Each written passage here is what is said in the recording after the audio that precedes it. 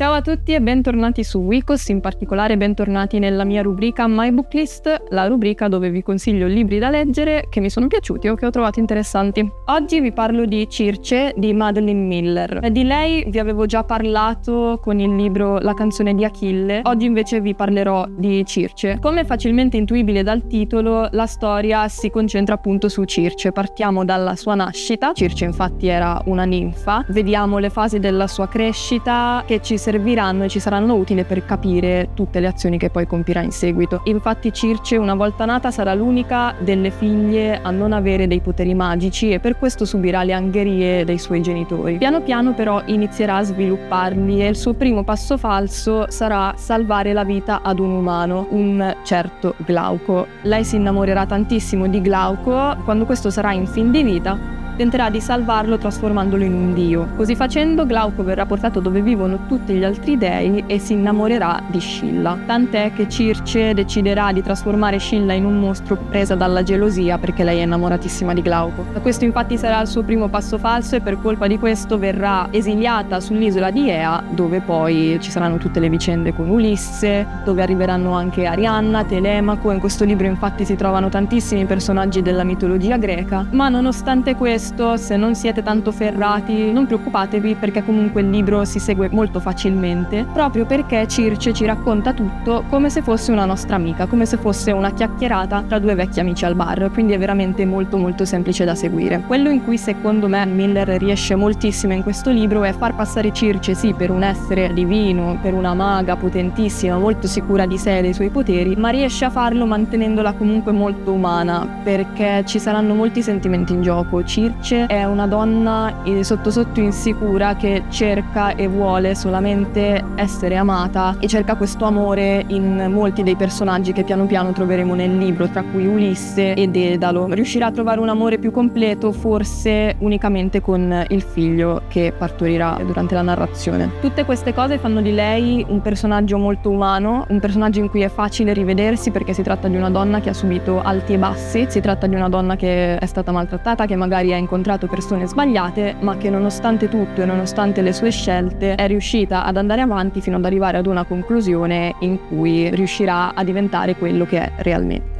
Se avete letto questo libro e vi è piaciuto, fatemelo sapere. Fatemi anche sapere se avete letto il libro che vi consigliai ormai la scorsa stagione di My Book List, La canzone di Achille. Ovviamente fatemi sapere se vi è piaciuto anche quello. Vi ricordo inoltre di seguire Wikos su tutti i suoi canali, YouTube, Twitch, TikTok, X, Instagram e Facebook. Un saluto, alla prossima, ci vediamo sempre qui. Ciao!